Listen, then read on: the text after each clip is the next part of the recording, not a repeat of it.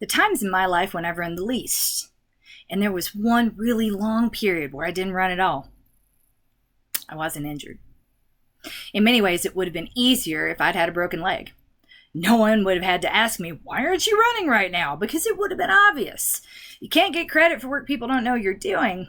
And my load was not visible. I didn't want that break. I did not ask for that break. I did not enjoy that break. It was not a vacation. Who takes a vacation from running? That break wasn't me being lazy or weak or just not doing it. That break was my best option, and I hated it. I resented it. You see, it wasn't my shit that I had to clean up and carry during that period. And that's why I couldn't, still can't, talk about it. It's roughly the time I started noticing and getting really mad at the messaging of the fitness industry. Sometimes you can't just do it, and that does not mean you aren't working hard. It does not mean that you need more mental strength and more motivation and a little less lazy. It's when I realized that pushing is truly the opposite of supporting. I could not be pushed any further during that point, and support was nowhere to be found. My second long break from running came in June of 2017, as you may have heard, in the form of chronic pain and inexplicable muscular and joint weakness that would continue until July of 2019. I didn't ask for that break either. I really didn't, y'all. I did not enjoy it. As y'all know, it was another invisible burden, more work I would never get credit for doing. More explanations through forced smiles and clenched teeth that, no, I cannot just do it, taking your motivation and shove it! I tell you that to tell you this. There are all kinds of reasons why runners may not be running. Injury is just one reason on a very long list.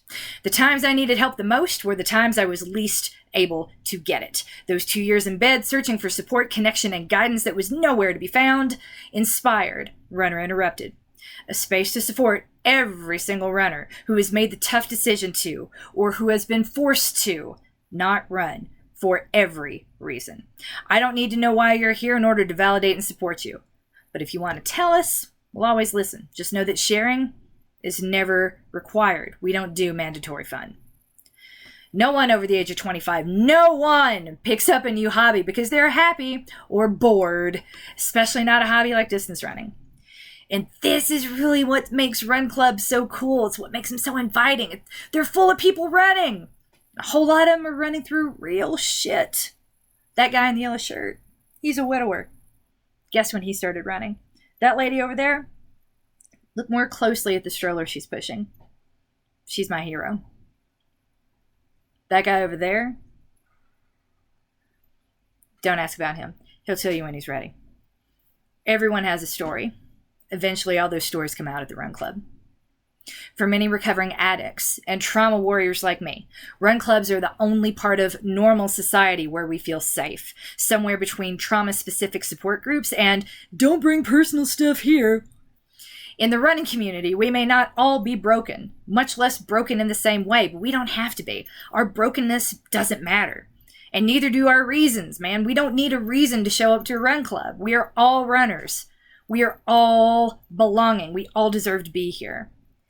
This is what makes running such a unique experience, and why breaks, especially breaks we don't want to take, can be so devastating. It can feel like there's no place in this world for runners not running. This compounds the impatience or borderline desperation we may feel to get back to running as quickly as possible. We want to reclaim our space in this world, that safe space between a support group where all we do is talk about the thing and the place where we can never talk about the thing at all. Now, everything I just said might sound extreme and may not totally resonate with you or the circumstances that brought you here, but it highlights the need for a program like this, for a space like this, a place for runners not running to congregate, supporting each other openly or silently, just like we do in person at the run club. Running or not, you still have a place to be. You always have a place with me. You are coached. You are loved. And no matter what's going on right now, you are winning at life.